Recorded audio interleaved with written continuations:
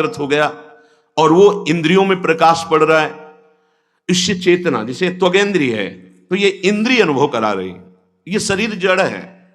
इंद्रिय को जो अनुभव हो रहा है वो अंतःकरण से। अगर मन को शून्य कर दे तो त्वगेंद्रिय को काट दे, कोई फर्क नहीं पड़ेगा। अंतःकरण को जो पावर मिल रहा है वो आप्त काम, पूर्ण काम, उस आत्म स्वरूप से स्वाभाविक। तो आत्मा का जन्म मरण हो नहीं सकता, क्योंकि चेतन अमल सहज सुख राशि, और जड़ शरीर का तो यही भस्म हो जाता है। फिर ये अगला जन्म किसको होता है, फिर ये जन्म मरण होता किसको है? तो श्री भगवान ने वर्णन किया कि इसका मुख्य कारण देहाभिमान है।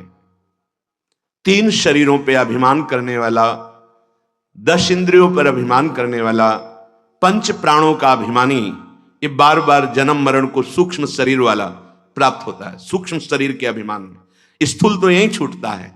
तो कल चर्चा हुई थी कि स्थूल शरीर क्या है, ये जरूर जानना चाहिए। जैसे हमको यहां से छठी करा जाना है तो हमें पता होना चाहिए इतने मोड़ आएंगे, इतने किलोमीटर बाद छठी करा आएगा, हमें पता होना चाहिए मार्ग का।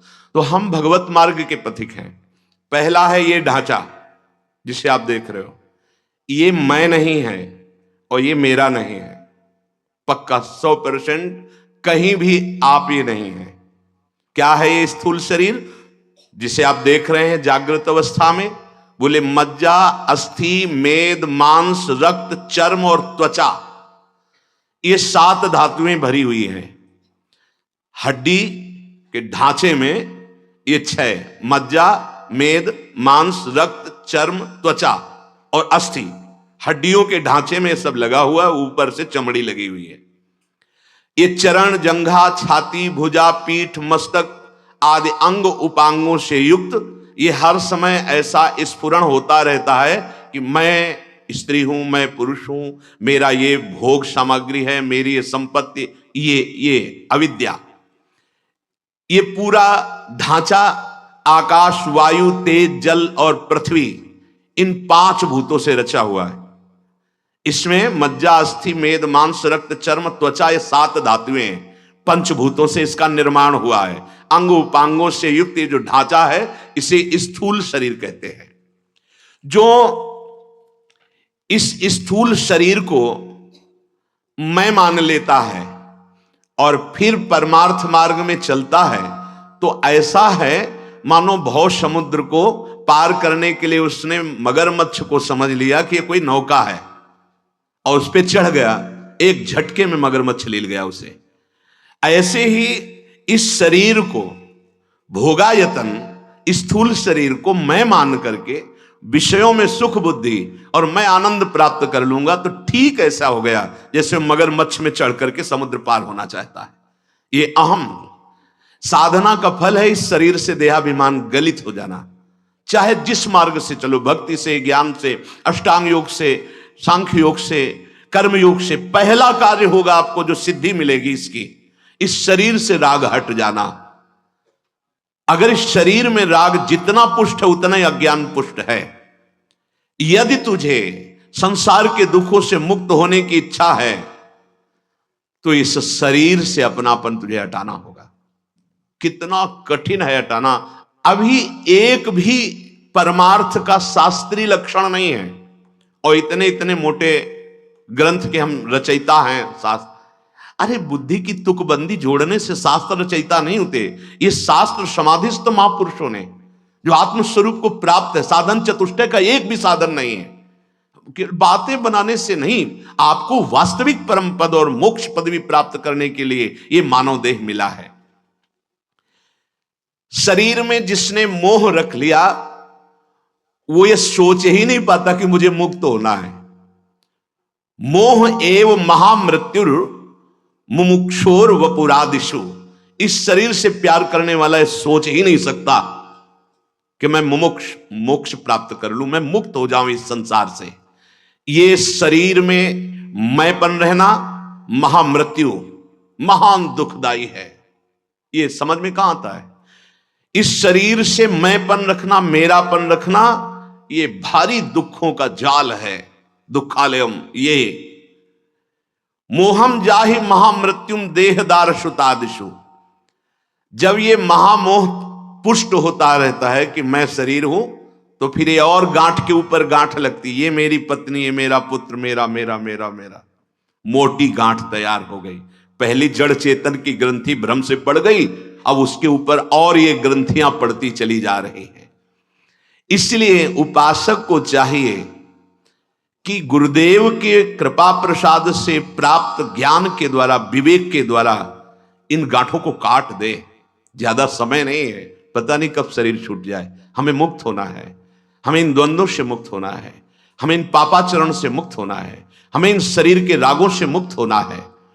इस शरीर का तदात्म भाव जो तुम्हें प्राप्त हो गया है, इसी से तुम्हें ये नाना प्रकार की भोग सामग्री प्रिय लग रही है, और बाह्य इंद्रियों से भोग सामग्री में मत वाला दुर्गति को प्राप्त होता है। बाह्य इंद्रियों से भोगों में सुख की भावना करके जो मतवाला हो गया है, वो दुर्गति को प्राप्त होता है। ये स्थूल देह ही जरा, मरण, स्थूलता, बालकपन, जवानी, बुढ़ापा, वर्णाश्रम, नाना प्रकार की पूजा, मान, प्रतिष्ठा, अपमान, दुख, सुख, इस प्रपंच में फंसाता है, स्थूल का मैपन। अब आगे कहते हैं, जब शरीर छूटता है तो स्थूल शरीर यहीं छूट जाता है। फिर जन्म किसका होता है? अंतःकरण का अहम धर्म, सूक्ष्म शरीर को लेकर के अगला जन्म। फिर वो कवर बदल जाता है, बोले हिरण का मिल गया, सुअर का मिल गया, देवता का मिल गया। ऊपर का पांच भौतिक जो देह है, ये स्थूल देह बदल जाता है, सूक्ष्म पूरा वही रहता है। अनेक जन्मों से वही चला रहा है, स्थूल बदलता चला जाता है। अब देखिए, सूक्ष्म शरीर किसे कहते हैं? स्थूल तो सुना, सूक्ष्म शरीर वागादि पंच, श्रवणादि पंच, प्राणादि पंचाभ्रमुखानि पंच, बुद्ध्याद्य विद्यापि च काम कर्मणि, पुर्यष्टकम सूक्ष्म शरीर माहु। वागादि पंच इंद्रियां, श्रवणेन्द्री, त्वगेंद्री, नेत्रेंद्री, घ्राणेन्द्री और जिह्वा, ये पांच ज्ञानेन्द्रियां हैं। वाकेंद्री, पाणेन्द्री, पादेंद्री, गोदाएंद्री, उपस्थेंद्री, ये पांच कर्मेंद्रियां हैं। पांच ज्ञानेन्द्रियां, पांच कर्मेंद्रियां। वाक वाणी, पाणी हाथ, पाद पैर और मल त्याग का स्थान, और जनेन्द्री, ये पांच कर्मेंद्रियां हैं। और जिनसे शब्द का ज्ञान होता है श्रवणेन्द्री, स्पर्श का ज्ञान होता है त्वगेंद्री, रूप का ज्ञान होता है नेत्रेंद्री, सुगंध का, गंध का तो घ्राणेन्द्री, और रस का ये रसेंद्री। इसमें दो इंद्रियां, एक कर्मेंद्री और एक ज्ञानेन्द्री। रसेंद्री रस ग्रहण करना, वाकेंद्री ये कर्मेंद्री है। पांच कर्मेंद्रियां। अब हाथ पैर सब यहीं तो छूट गए, लेकिन इंद्री साथ गई है। अब जो शरीर मिलेगा यातना दे, उसमें वही हाथ पैर, वही वही पूरा वैसे ही स्वरूप होगा। जैसे एक मन स्वप्न में सब कुछ रच देता है। हम देखते भी हैं, सुनते भी हैं, पिटते भी हैं, पीटते भी हैं, सुखी भी होते हैं, दुखी भी होते हैं। वहां कुछ नहीं होता, केवल एक मन का विलास होता है।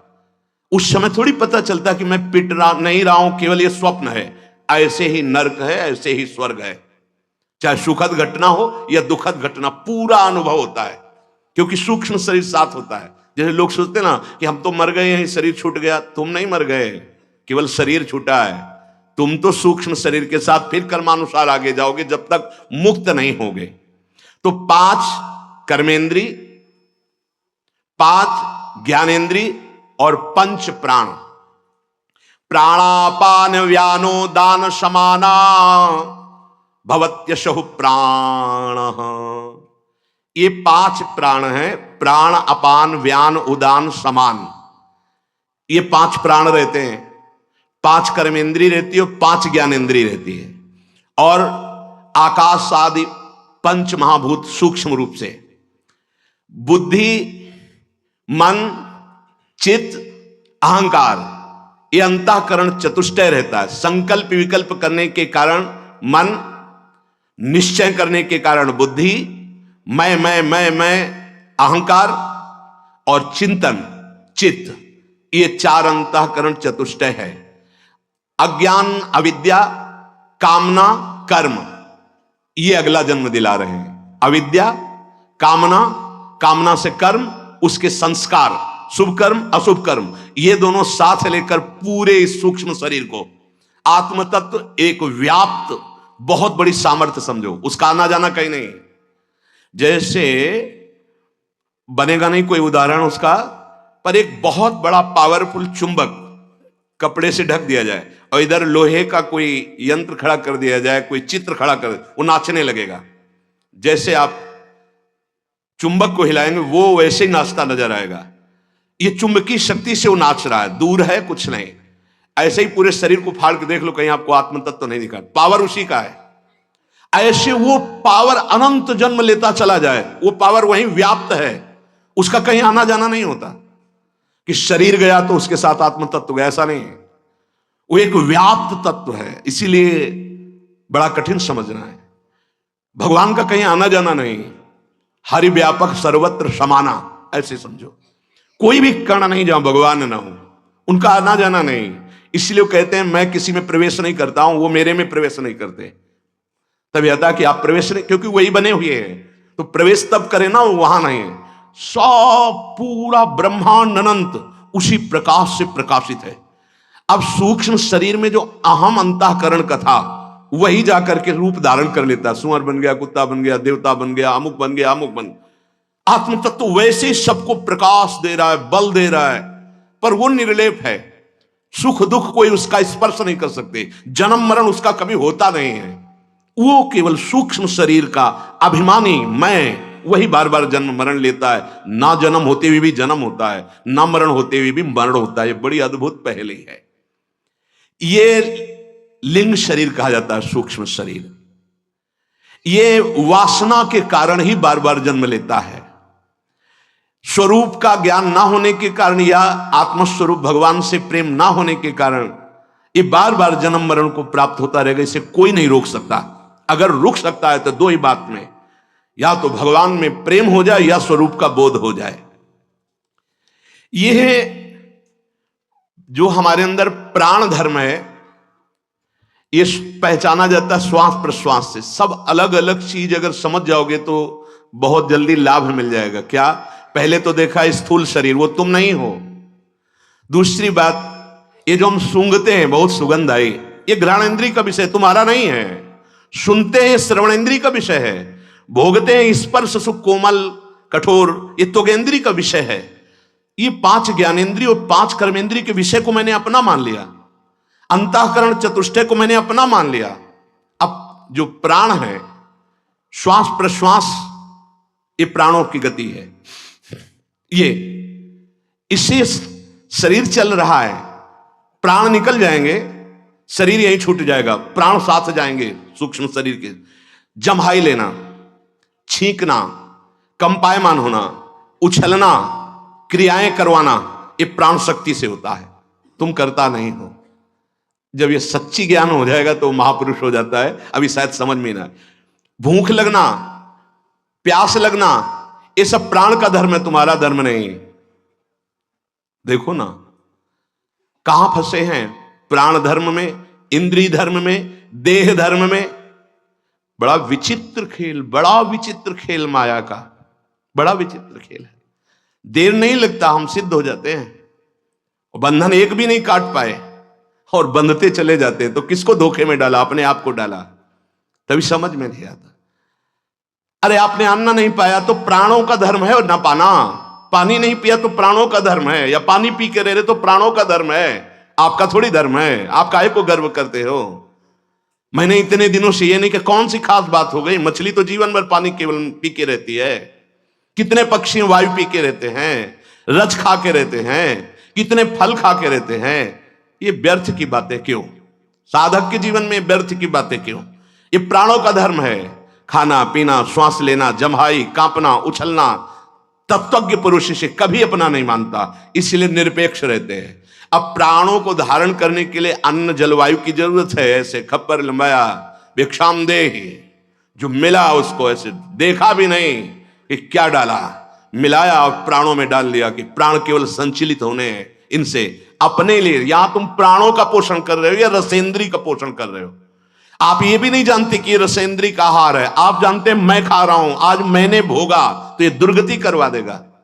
समझना है, सत्संग का मतलब मनोरंजन नहीं होता। सत्संग धज्जियां उड़ा देगा तुम्हारे अज्ञान की, तुम्हारे अज्ञान की धज्जियां उड़ा देगा। उसे अध्यात्म का सत्संग कहते हैं। जिसने सुना भले समझ ना पावे, लेकिन अमोघस्य उसका निश्चित कल्याण होना शुरू हो जाएगा, उसे सत्संग कहते हैं। बिना प्रयास होई भव भंगा, ये प्राण के धर्म है। खाना पीना, जम्हाई लेना, श्वास लेना, उछलना, या क्रियाओं में बहुत प्रवीणता होना। बलवान प्राण है तो उनके द्वारा क्रियाएं हो रही हैं। बहुत बहुत निर्विकार कर देने वाला ये विषय है, अगर समझ में आ जाए। 5 ज्ञानेंद्रियां, 5 कर्मेंद्रियां वो अपने अपने विषय पे हैं। शब्द स्पर्श रूप रस का ज्ञान 5 ज्ञानेंद्रियों के द्वारा होता है, और क्रियाएं और भोग ये कर्मेंद्रियों के द्वारा होता है। और इन सब का मुखिया है अंतःकरण। अंतःकरण में मुखिया है अहंकार। अंतःकरण में तेषु चक्षुरादिषु वर्ष्मणि अहमित्यभिमानेन तिष्ठत्याभास तेजसा। ये जो अंदर होता रहता है, मैं स्त्री हूं, मैं पुरुष हूं, मैं, ये इन इंद्रियों को काबू में करके वही आचरण कराता है जिससे अगला जन्म हो जाए, दुर्गति हो जाए। मैं देखूंगा, मैं सुनूंगा, इंद्रियों का विषय है। मैं भोगूंगा, मैंने भोगा, अब मैं ये भोगूंगा। यही उसकी दुर्गति, वासना, दुर्वासना मम सदा परिकर्षन्ति। वो ये आप में नहीं है, ये अंतःकरण में है। ये इंद्रियों के द्वारा हो रहा है, ये प्राणों के द्वारा हो रहा है। आप इसे अपना मैं मान रहे हैं, बस इसी को भोगना पड़ रहा है। यद्यपि मृषा पर छूटति कठिनाई, जड़ चेतन ही ग्रंथि पड़ गई। इससे शुद्ध ज्ञान प्रकाशित हो जाएगा, अगर समझ में आ रहा हो भगवान की कृपा से। तो इस अहंकार को जो जान गया, इसको जानने वाला है, क्योंकि ये अहंकार अंतःकरण में, और इसका दृष्टा और कुछ है। वो दृष्टा तू है। तू अपने को भूलकर उस अहंकार में लिप्त हो गया। मैं देखता हूं, मैं खाता हूं, मैं पीता हूं, मैं चलता हूं, मैं सोता हूं, मैं जागता हूं। इसलिए 5वें अध्याय में गीता जी में वो देखता हुआ, सुनता हुआ, खाता हुआ, पीता हुआ, चलता हुआ भी नहीं चलता। और भक्त का भी यही स्वरूप हो जाता है। चलत चितवत दिवस जागत, चाहे वो चल रहा है, वो जाग रहा है, दिन है या रात है। स्वपन सोवत रात, हृदय ते वह श्याम मूर्ति, इतना उत जात। रात दिन भगवदाकार वृत्ति, ब्रह्म नहीं, माया नहीं, नहीं जीव नहीं काल, अपनी हूं सुधि ना रही, एक रहे ओ नंदलाल। यह है भगवत प्राप्ति। यहां देर नहीं लगती है, इसे चाट मसाला समझें भगवत प्राप्ति। ना इंद्रियों का दमन है, ना प्राणों का ज्ञान है। छोटी छोटी सी साधनाएं इन बाहरी इंद्रियों और प्राणों की होने वाली को अहम कर लिया जाता है, और हमको पता चल जाता है कि हम तत्वज्ञानी हो गए, हम सिद्ध हो गए। बड़ा विचित्र खेल, बड़ा विचित्र खेल। हाँ, ज्ञानी है तो अपने आत्म स्वरूप को देखता है, भक्त है तो अपने भगवान को देखता है। सर्वम खलमिदम ब्रह्म, ज्ञान। ओ वासुदेवा स्वरमिति, भक्ति। सिया राम में सब जग जानी, सबके चरण पढ़। भक्ति से सबके चरण पढ़। ज्ञान से कोई दूसरा है ही नहीं, वही कृष्ण बने हुए हैं। बस यही भ्रम हो जाता है। फिर चले थे चढ़ने, उतर कर वहीं नीचे गिर जाते हैं जहां फिर कर्म बंधन हमें बांध लेता है। सच्चाई। इसीलिए कल या परसों एक प्रश्न करता करे थे, मैं अगला जन्म लेना चाहता हूं। उनका भैया 40 वर्ष में देखा है सृष्टि का परिवर्तन कितने जोर से हुआ है। अब अगले जन्म में साधना होगी, बहुत कठिन बात है। क्योंकि जो पहले एकांत सेवन करके चित्त वृत्ति बहिर्मुख ना होने पावे, हम लगाते थे मोबाइल देवता की सृष्टि कर दी, वो कुन्न कुन्न बहिर्मुखी बनाए रखेंगे।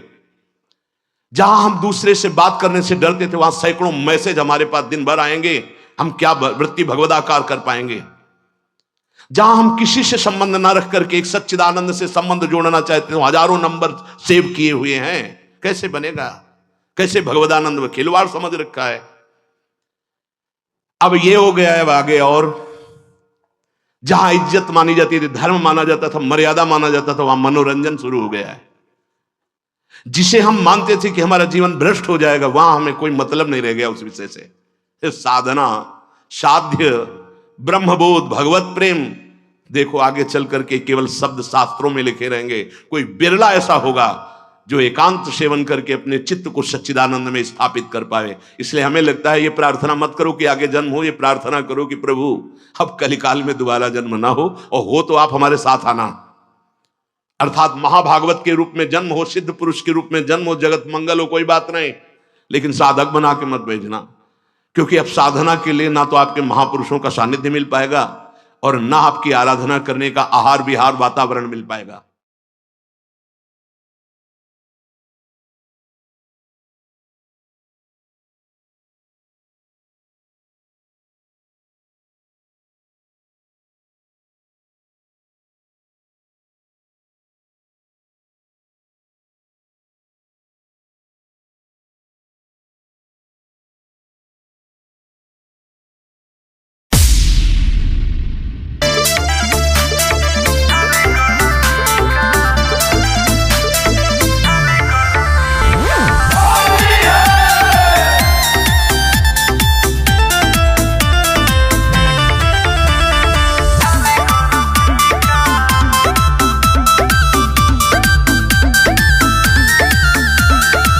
हटे फागुन के सगुन भाऊजी, रंग लबैबू मिले पुन भाऊजी।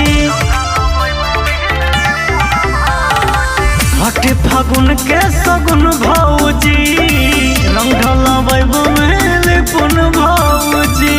घुस गइलू भीतरी होई होली फेंका, अजय सुनर को भौजी खाली कर टीका। लाला का से हला कहाँ खाली कर टीका।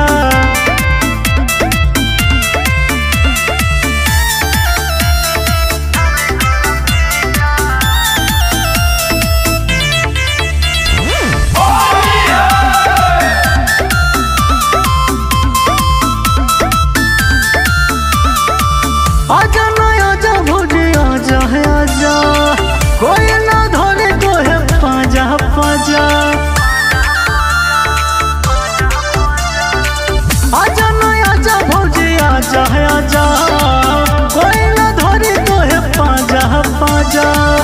चोखा पीछू कोरी मोरे आसाही तमाई का, आजा ये सुनर को भौजी खाली कर टीका। लाला का से हाला कहा खाली कर टीका।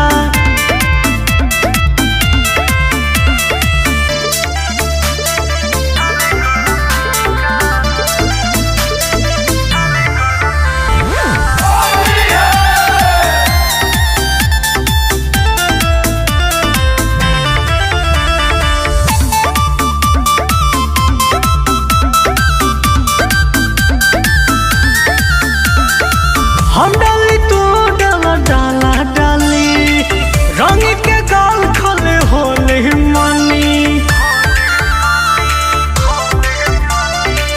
हम डाली तू डाला डाला डाली, रंग के गाल खले होले मनी। राग सो भय के हम लेत बानी ठीका,